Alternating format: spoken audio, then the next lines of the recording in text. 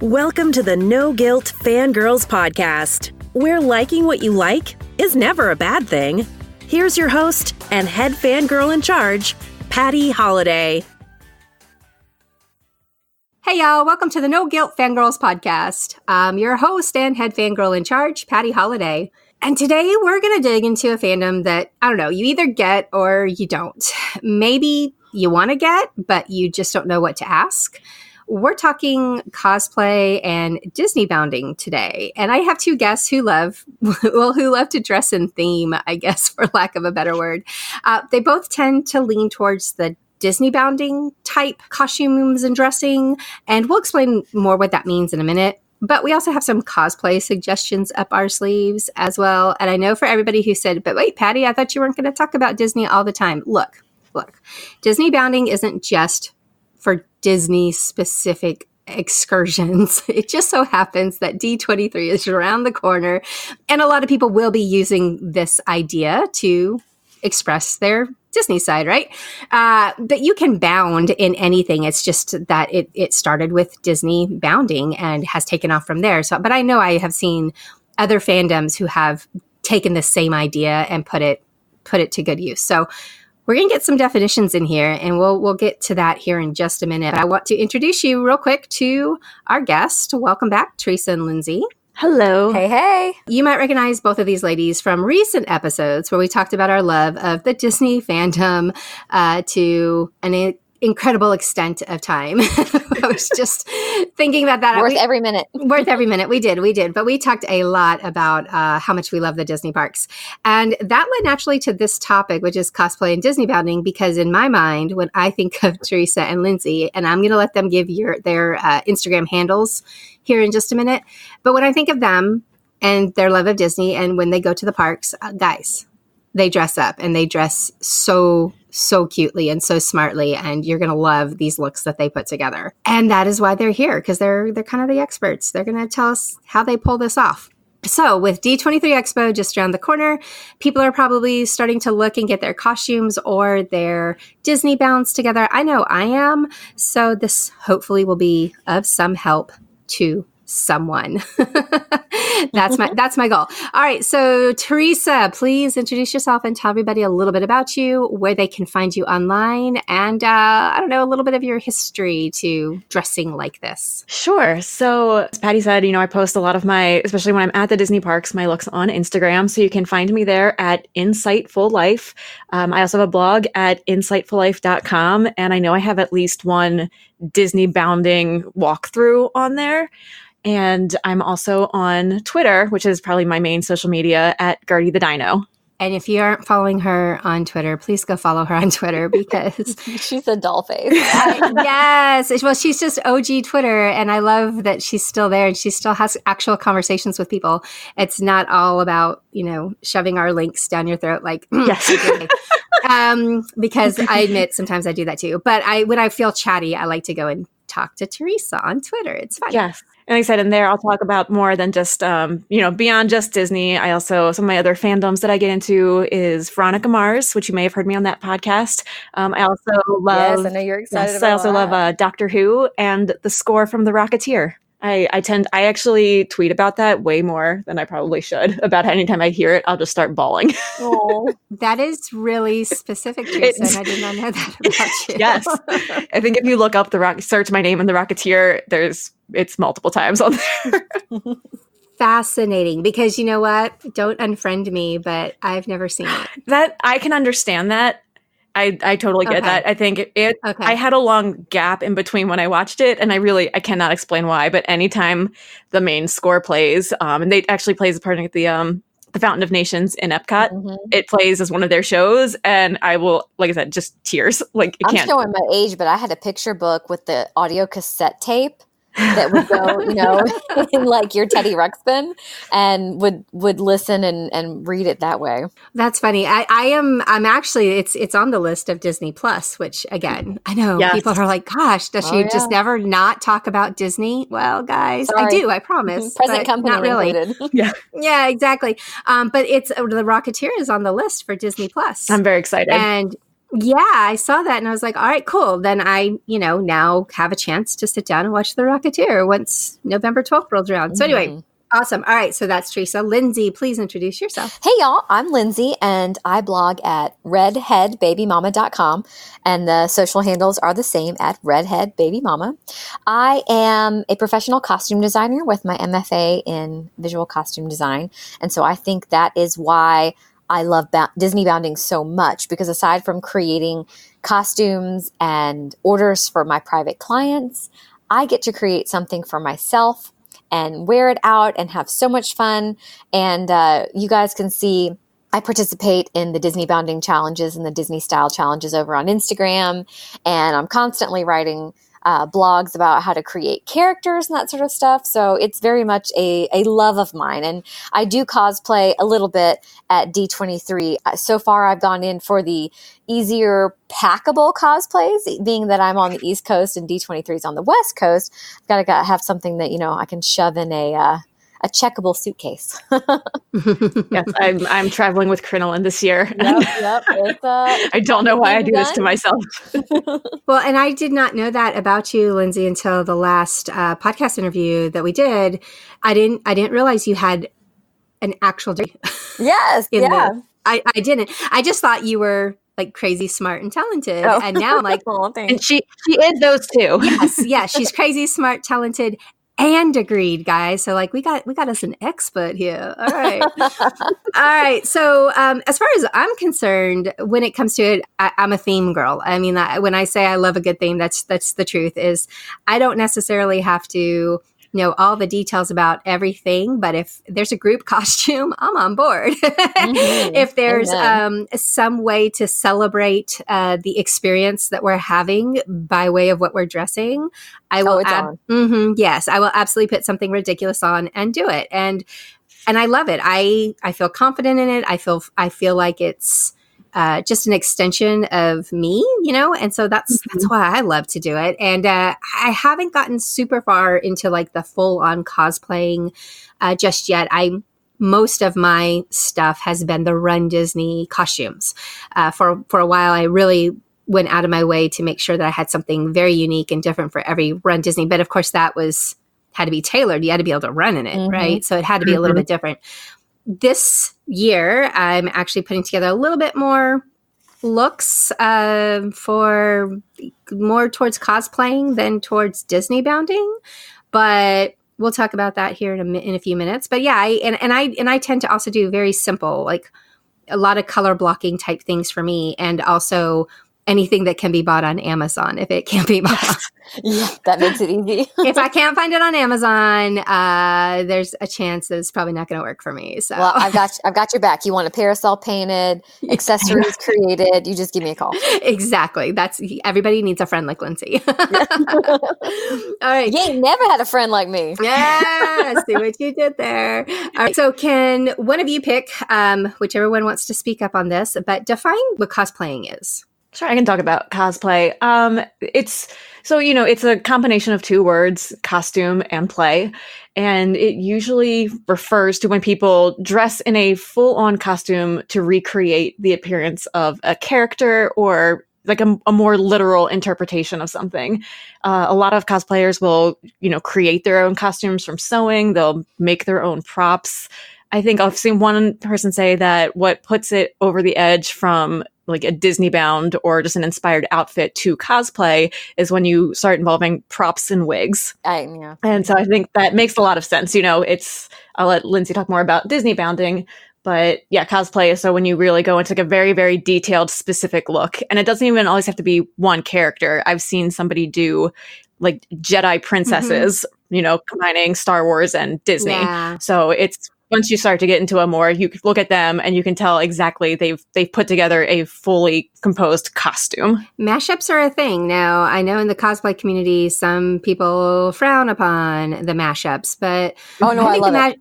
Yeah, I think they're so much fun. I think it's a great way to combine your love of two things and to show even more creativity than just, trying to be word for word exactly what what your character is. So yeah, I'm down with the mashups personally. All right. So Lindsey, what about Disneybounding. How would you describe, how would you define Disneybounding to somebody who has no idea what we're talking about? Yeah, Disneybounding was actually, the phrase was coined by Leslie Kay in her fit to be excited about a vacation. And as you may know, the Disney parks have a rule that on any given day, a person age 14 and older may not wear a costume in the park unless it is Mickey's Not So Scary Halloween Party. But seeing as we are all great big children, we want to wear costumes and show our love of characters. And so taking everyday clothing pieces and imprinting color blocking, suggestions of shape, that sort of thing, finding clothes that a character would wear modern day, that became a way to show your characters in the parks and just wear it out. So what I do when I Disneybound is I go to my own closet. I love to try to find a character in my closet. I have a lot of solid pieces. I'll pull those out and try to see, okay, I'm doing Scat Cat from the Aristocats. I need a lot of black, touches of red. And I personally love almost cosplaying accessories, but bounding. And I know that sounds crazy, but I might have a parasol and paint a trumpet on it. If I'm Ursula, I might find a purse that's a shell or something. So that's I'll probably take it to the nth degree, including Dapper Daying the crap out of it. Yes. But that's what I love to do. And Dapper Day is a whole nother story. So let's talk a little bit about what you mean by Dapper Day. Sure. Dapper Day is a biannual day, both at Walt Disney World as well as Disneyland Resort, and sometimes even in Disneyland Paris, where people step out in style, bringing back the silhouettes, the clothing pieces of anywhere, I think the 30s really to the 60s, because Disneyland was opened in 1955 and people would come in their kitten heels and their poodle skirts and bobby socks and collars and ties. And so calling back on that wonderful era of fashion and recreating it in the parks today is such fun and such a joy. And I take Disneybounding and dappering and mash those up together and create some really, really fun silhouettes and some of my favorite costumes. It's all about creativity. It's all about creativity. And it's so much fun that, whenever I see the Dapper Day pictures come out, I'm just like, oh my gosh, that was brilliant. Why didn't I went to Dapper Day once. This has to be at least 3 years ago. And I did dress up and I was adorable. I just got to say, I was really cute. I'm sure you were. I did Little Orange Bird. And so it was, and I was tickled that people who I was looking at their outfits and going, wow, she looks amazing. They would be like, oh my gosh, we love your Orange Bird. And I was like, oh, you got it? Cool. Like I did this right. Because, it was the first time that I had done the combination of the two. And it was so much fun though, to see just how creative people would get. And I think you guys might know my friend Nicole. She's been on the podcast before a couple of times as well, but Nicole is a genius when it comes to this kind of stuff too. And she keeps just in my head every time I think of putting something together. I remember Nicole's mantra that's basically, it's all in the details. It's all in the details. It's all in the details. Absolutely. And so even if I might add some little thing that just I notice, I know it's there, right? And so I like to do that. I like to do that too. But yeah, that's a good explanation between cosplaying, Disneybounding, and then we threw in Dapper Day there too. Where would you cosplay or Disneybound? Like, where have you done this before? You would definitely not, as she said, not cosplay in the Disney parks. They frown against that. And I think that's where, like I said, that's kind of where Disneybounding came out of, as a chance to get dressed up and put your own. What I love about it is you get a chance to put your own twist on it. So no one's Disneybound is going to look like somebody else's. So, and it's something that you could wear. I could wear a Disneybound to work. Nobody would probably recognize it. I would know what I was doing. Often. Yes. And then cosplay, you see more typically at conventions like Comic-Con, D23 Expo. I think some people have like specific gatherings. So I know the 501st is Star Wars. It's people who, do very detailed recreations of costumes from the Star Wars universe. So I think when you have like a more organized event, I think is when you would typically see cosplay. I think that's fair.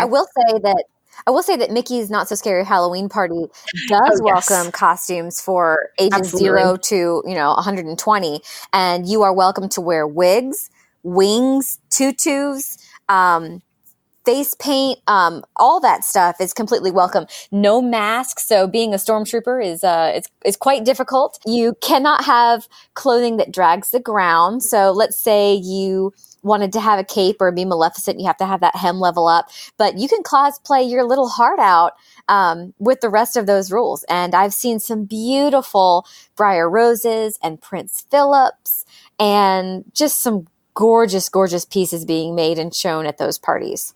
Yeah, that's true. We've dressed up a couple of times and gone, just like you said, a little bit more to the extreme for the Halloween party.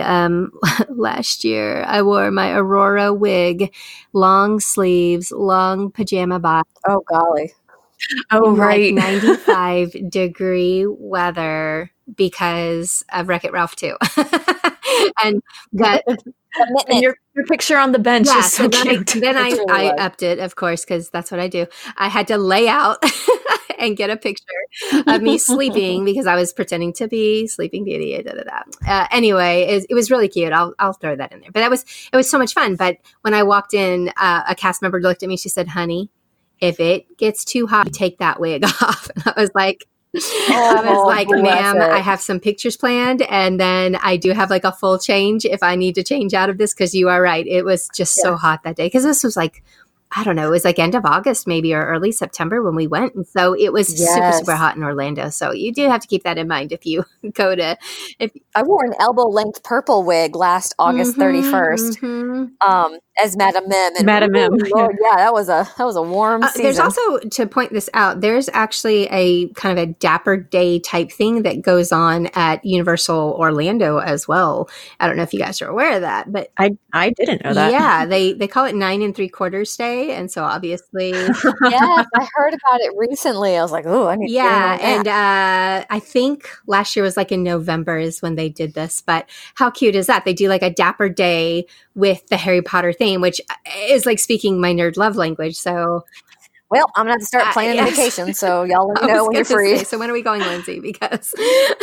I mean, seriously, I'm not kidding. I think that would be really cute and a lot of fun. Tell me about your favorite cosplay or Disneybound look that you've ever put together. What's been your favorite look that you've done? I have one of each. It's hard to choose between them. I don't do much cosplay, but I find my own twist on it when I do. So the past few years, the Baltimore Orioles, I'm from Maryland. I love the Orioles. They've been showing movies, and you can either sit on the field and watch, or you can sit in the stands, and they're all baseball themed movies that they'll play after a game. So this year they did A League of Their Own, which is a top 5 movie for me. So I put together a Baltimore Orioles version of the Rockford Peach, their baseball dresses. Perfect. Yes, yeah, exactly. And so that one, because it was a very much more literal interpretation of that, it was kind of fit the cosplay. So I had my button-up jersey. I did a short white skirt.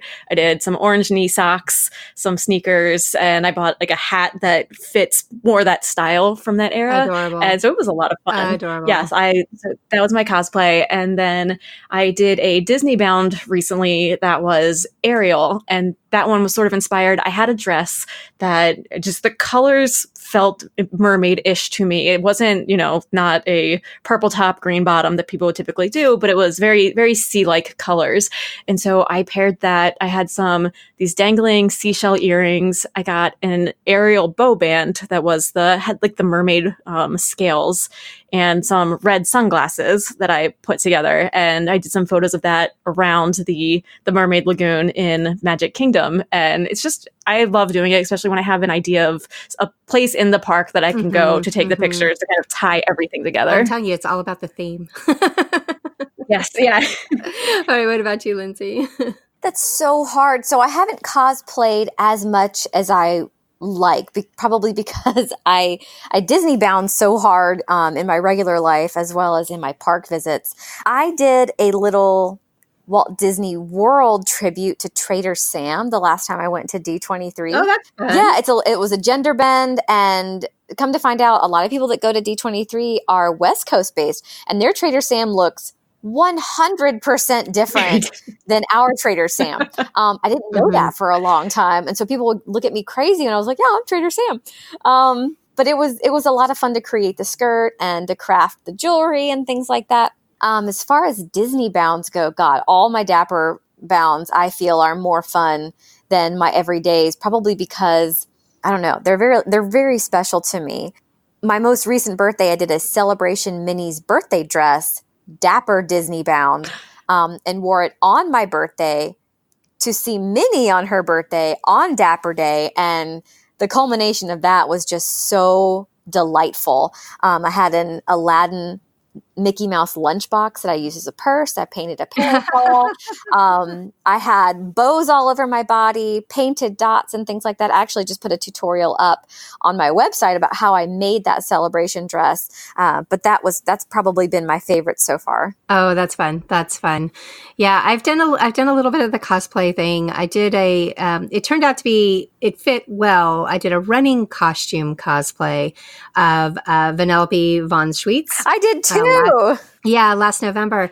And, because my hair was brown, I didn't have to wear any extra wigs or nothing, but I did hand stitch the stuff on my sweatshirt and I painted those dang leggings and I made this whole detailed costume. But it was really cute. And it was actually a lot easier than I thought it was going to be. That one wasn't too hard to do. And again, everything on Amazon, people. Heard that. And then the other one that I really thought was fun was also from Wreck-It Ralph, and that was the Sleeping Beauty princess that I mentioned. But you were so cute. It turned out great, and I had a really fantastic photographer in Brittany V. Hill who took an adorable picture. Yeah, her pictures are so good. Her pictures are so good. Yes, that's the other thing is if you've got somebody who can take good pictures of you, it makes this whole costuming thing so worth it to have. Yeah, we talked about how you got into it, right? Like where you start. No, not yet. Not yet. Okay, then we'll go there now. How did you guys get into doing this? Like, where did you start with the love of this way of expressing yourself? So similar to Lindsey, I also have a theater background, not as extensively, but I grew up, I loved doing plays. I was always ready to do a performance, even if it was just in my bedroom for myself. So I love just dressing up at any opportunity. But Disneybounding specifically was actually through a Spring Dapper Day a few years ago. I had a trip that was finally overlapping with it. And I remember thinking, I want to do a Disney twist on something. I don't just want to go out with a outfit from that era. So I just kept thinking, and I came back to Clarice the Chipmunk. It was one of my favorite Disney characters, even though she only appeared in one short. And I knew that was for that outfit. I knew there was nobody else was going to be dressed as that. So it was just helpful. But I also knew I was going to have to do a lot of details in order for anybody to kind of have a guess for who I was. So I looked a long time, thank you, Amazon, for a dress that would be a similar color as the one that she wears. And then after that, it was just all accessories. So I've got she wears a lei around her neck and she has this yellow flower fascinator that she wears. And so I found this chunky yellow flower necklace. I did a headband with a big yellow flower on it because I'm not as crafty as Lindsey is in terms of creating those types of elements. And then I just found some little brown shoes. Definitely wear flats if you're Disneybounding or if you're doing cosplay Dapper Day. But yeah, so I put it all together, and I actually did have a few people who were able to identify who I was. I remember running Dapper Day was in Epcot that day, but I ran over to Hollywood Studios so I could get a picture with Chip and Dale. And I think that's what finally helped sell it with everybody. And it's really cute. That was the day I met you in person. Yes. We had been internet friends for a while, and you were so cute. I was, like I said, and that was my first time finally getting into it. I'm like, I see why everybody loves this so much. Yeah. And so it was not downhill after there, but it took off after that point. It's so much fun. All right. I first Disneybounded, I'm going to have way back in the day, right? I would walk around my house dressed up like Dorothy from The Wizard of Oz, definitely Alice in Wonderland, and would wear these outfits out with my mom to the grocery store and all that sort of stuff. I don't know if that's Disneybounding before its time, but definitely where I got my start. As an adult, once again, costuming, it's always played a part in my everyday life. But when I did my first Run Disney race in 2014, I believe it was, after the first Wreck-It Ralph had come out, my very first running costume was Vanellope. And I took many, many mint tank tops that were not in fashion and crafted a halter with a hoodie and created hand-sculpted hair ornaments and did skirts and stuff. I even made my husband a Wreck-It Ralph running shirt, and he's not a costume guy at all. That's where I started. And then the next one was a make it pink, make it blue, messy paint version of Sleeping Beauty running. And that was so much fun and very challenging to sew all that knit together. But that was great. My very first Dapper Day was the same weekend that Theresa was talking about, that I finally made a trip on Dapper Day, and my husband and I were Orange Birds. So we have a lot of overlapping characters and days happening here. But, since then it's escalated. I'm going to Galaxy's Edge very soon and planning a Porg Disneybound. And my mom's like rolling her eyes. She's like, "You're going to Disney again?" Yep, of course I am. And I'm going to dress up, and this is what I'm wearing. And For 36 hours. yeah, and it's going to be great. I'm dying laughing that you're going to be a Porg. Because I'm totally going to be a Porg. Because that's funny, because I made a note to say, I still don't know what I'm going to wear to Galaxy's Edge. I had not even, a Porg had not even crossed my mind, Lindsay. So. Oh, it's happening. Right. It's happening. I just ordered my parasol to paint my Porg on it. I got my sunglasses and my headband. Excellent. Yeah. I love that. I also started with the Run Disney. I think that's where the creativity, that was part of the fun for me. And I know on the boards and everybody complains about, well, you don't train, but you worry about your costume. Yes. Well, yeah. Priorities. Kind of. And I will admit that. I am not there for the running. I am there for the spectacle and the fun. And I don't think there's anything wrong with that. That's also where this whole no guilt comes in, is that I'm not going to let anybody tell me I'm doing it wrong, because it's my life, not yours. Right. Heard. And but yeah, that was where it started with me, was finding costumes and finding things to wear for these Run Disney's races. And for a while they got more and more elaborate. And now I've kind of backed off, and now I'm down to a cute skirt and a shirt, or maybe I'll dress up for one race, actually put some effort into it. But the other races will just be more casual, because I have just found the time is not there to prepare as much as it once was in my life. Things have just gotten a little bit nuts here. But this leads me to my next thing, as far as tips and tricks that you have up your sleeve, or suggestions that you would give to someone if they ever wanted to start cosplay or Disneybound. And one of the first early tricks that I figured out, and it was trial and error, was when I was running, I knew what I was comfortable in, and I knew what types of shirts, what types of skirts, running skirts I liked and I wanted to wear. Now, if you go out and buy all these adorable, cute prints, good luck trying to make that into a costume, because it don't work. I agree. Solids are a key element. Solids are your friend. Yeah, solids were your friend. And that was what I finally figured out. So when I'd find a shirt that I loved for one outfit, if they had, shirts in red, blue, green, yellow, I'd go ahead and snap those up, because I knew somewhere down the line I could repurpose those shirts for another costume, right? Red, green, blue, right there. You got Huey, Dewey, and Louie. So things like that. And I went and I bought a bunch of skirts that were all just solid. So, I had black, I had brown, I had white, I had navy blue, I had bright blue, I had yellow, I had purple, I had, just plain skirts, so that then I could fashion whatever I needed to. Literally overnight, I came to the idea that I wanted to run as the purple wall at Disney World.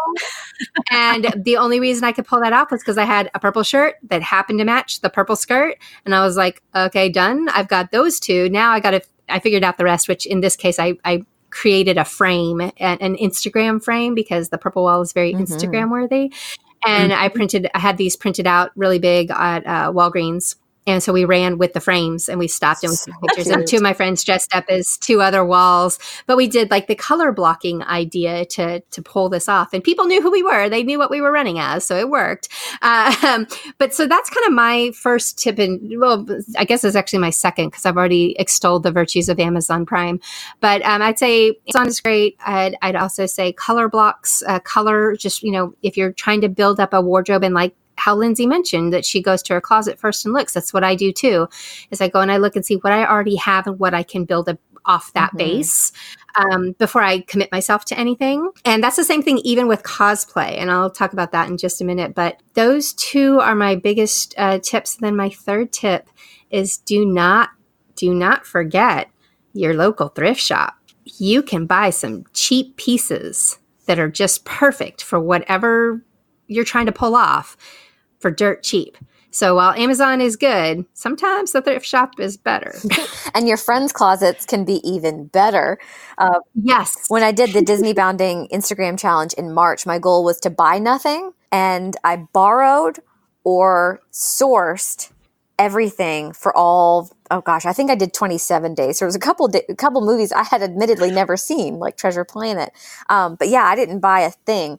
And that was very hard, but very fun. That's awesome. Well, that's why I do my best. Like I said, I work with as much in my closet as I can. And if I'm going to buy something, I have to know I can wear it in my daily life. I'm not going to buy something just for a bound. I will say my bow bands are the exception because I love them and I don't wear them as often as home as I would like to.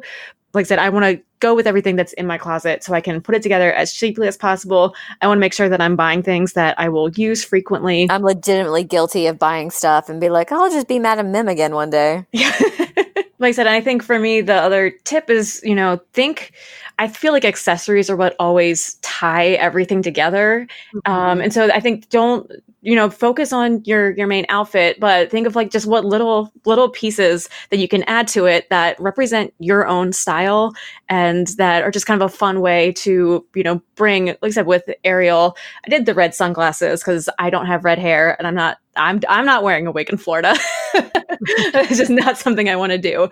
So I found that, something red, make sure if you look at your outfit that you have put together, see if there are any other just little distinguishing aspects that you're missing. And it doesn't have to be anything huge. It can be, it can be a bracelet to represent something. It can be, a shade of eyeshadow that you're doing. It's just find little ways that you can get as many elements as you can. It's funny that you said that about the wigs because so my next question is going to be about your next Disneybound or cosplay look. And I have two planned for D23 Expo. The third day, I haven't quite decided yet what I'm going to do about that yet. I may not do anything. I might just wear a cute t-shirt and call it good.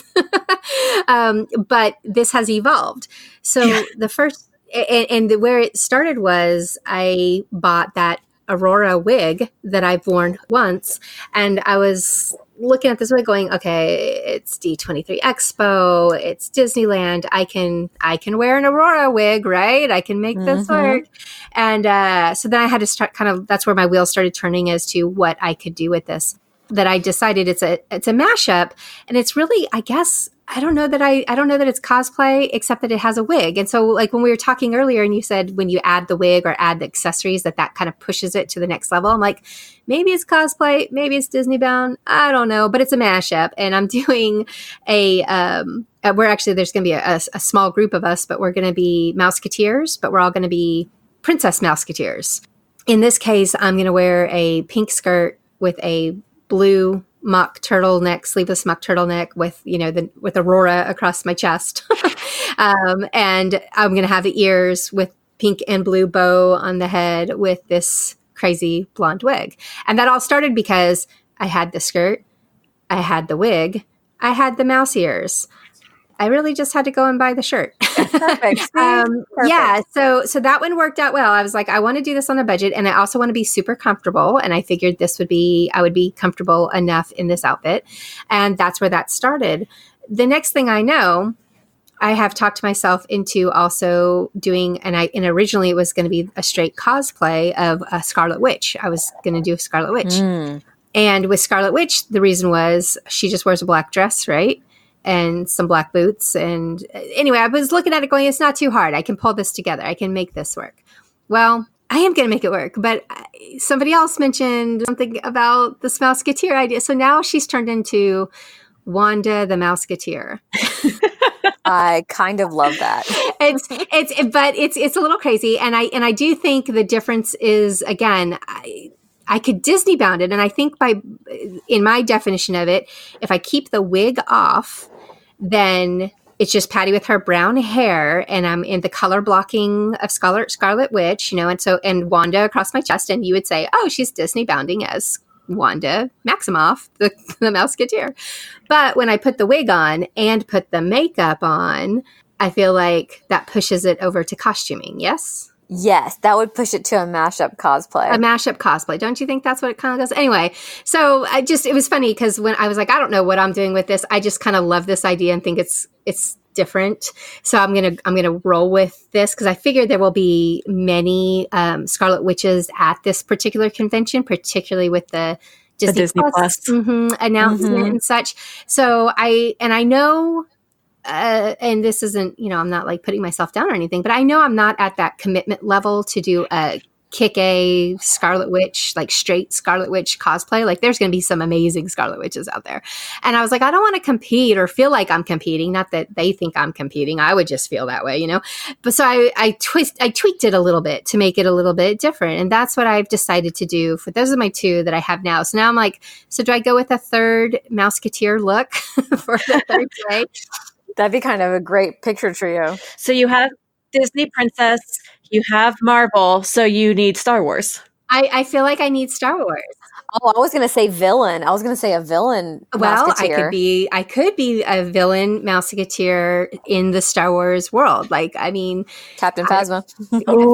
Yes. Phasma Mouseketeer, which just sounds hilarious to even think about that. But that would be kind of cool, right? So absolutely. Yeah. Now you guys are okay. So now I'm like, all right, I got to do Star Wars. Just saying, black dress, silver accents. Yeah. Red capelet. I mean, that could go some fun places. We could have some fun with that. So anyway, we'll see. Well, now that you've said that, I'm like, all right, well, now I know what I'm doing. What are your next looks? What are you guys pulling together? I've heard Porgs. Yep, Porg is coming. Also, that same trip, I'm hitting up Mickey's Not So Scary Halloween Party, and appropriate for the Florida summer, C-3PO with the red arm. So we're all going as droids to the Halloween party, and it's going to be hot, and I'm not wearing gold armor all over my whole body, but it's good.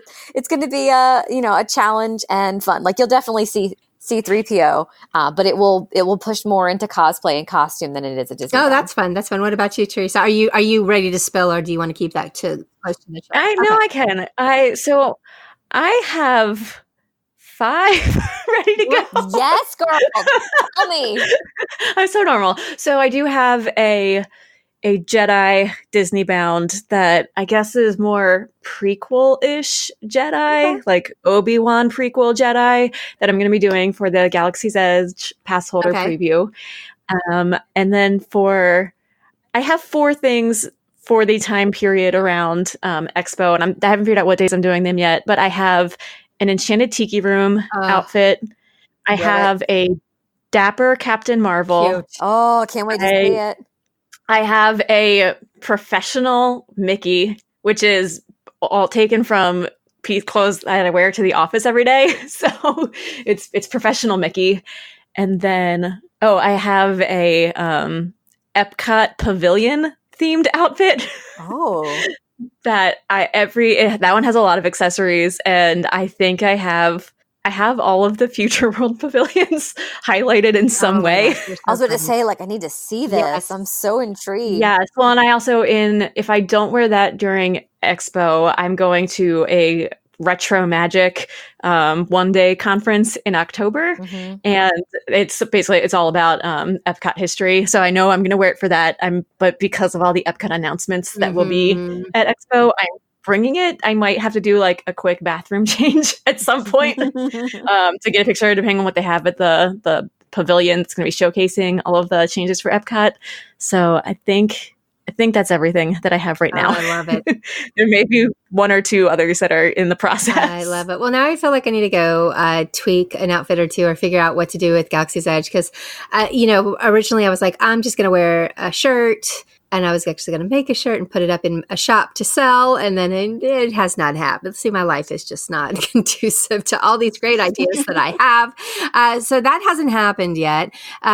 So that leaves me with, I just am not quite sure what I want to do. But because I am so excited about the immersion aspect of this land. I feel like it's, I know, for example, there's online in one or two of the groups that I've seen, they're actually doing they create their own background characters and they show up kind of cosplaying and walk around the land in their own Batu characters. Like people have gone to that extent with this land at Disneyland. And I love that idea, like that I could, show up as a Batuian. But I just don't know what that would look like. And I don't know that I have the time to pull it together. But but I thought that was a really cool idea. It would be completely just for me. Nobody else would understand what the heck I was doing. I've got some silhouettes in my head now, so you're going to have to commit. I'm going to have to help you out. This conversation will continue after the podcast. After recording, we're gonna hash this out. But yeah, apparently, there are a couple of people that have created they're Disneyland locals, and they have fallen so much in love with the land that they have created these, alter egos or whatever, and they go. And it's just, I love that. I just love that whole idea, and I love that's what. Going to places and going to experiences like an expo, a con, Disney World, Disneyland, that allows us to bring out the fun stuff like this. And that if you're smart about it, you don't also have to go broke trying to do it either. Another really big tip, and this is something that I learned from the Run Disney Days, is November 1st, your booty shows up at Target. And you clean out the kids' costume aisle, guys, because everything's on sale. Now, you can't fit it. Trust me, I can't fit it. But I bought a Captain America child's costume one year on November 1st. And I was able to snip off bits and pieces and turn that in, and I applied it to my adult size costume. I had a shirt that was a Captain America. Basically, I added all of the like leather type pieces to it, and it was very simple. Even I don't sew or anything. It was simple. I could hand sew these things on, and I was able to really gussy up a very simple plain shirt to give it that extra edge. And it's one of my favorite running costumes ever. It was a running shirt that I just added these pieces from a kid's costume that I took and cut everything up. My daughter ran with me that year as she was Iron Man, I was Captain America. And we did the same thing with her costume. She wore a shirt, but then we added some pieces that we pulled off of a kid's costume that we paid like $5 for. Like, that's another really good tip. If you think that you have costumes somewhere down the pipe that you might want to try to put together or cosplaying of any sort, go take a stroll through the aisles and see what you can find on sale right after Halloween, because you might find something that would work for you. That's true. I mean, and even if it's not necessarily during Halloween or right after, the $1, $2 section that Target has right up front, there's usually something you can find there that you can put to use later. Black pit of a money suck, and I love it. Totally. I mean, you can pick up a few things, and if you ever use them, awesome. If you never use them, well, you spent $1 or $2, right? Right. So, anyway, well, definitely, if anybody has any ideas for a Disneybound or a fun costume that I can pull together, I am open, all ears, to any suggestions. Send them my way. You can find me on Twitter at NoGuiltLife, or of course you can go to the blog, which is noguiltfangirl.com, and leave me a comment and I'll see it. And I'd love any suggestions that you have, but just remember, it has to be found on Amazon Prime, because that's how I roll. That's how I roll. Well, thanks for fangirling with us today. And if you loved what you heard, we'd appreciate those 5-star reviews. You might not realize, most people don't. I was actually having this conversation offline with somebody else today, but leaving a positive review and hitting those 5 stars is something the podcast providers pay attention to when it comes to how a podcast might show up in search, in the algorithms and that sort of thing. So it is appreciated if you find it in your heart to go ahead and press that button or leave a review. It's super appreciated. And I know I'd say thanks. I actually just had one earlier this week from Megan, and she was super, super sweet and said this is a great podcast for fellow fangirls. And I do appreciate that. So we will be back next week. And of course, I will be back on Monday to talk about the movies that I saw over the weekend. And there's some good ones coming out. Until then, fangirl on, everyone. And thanks, Theresa. Thanks, Lindsey. Thank you. Thank you.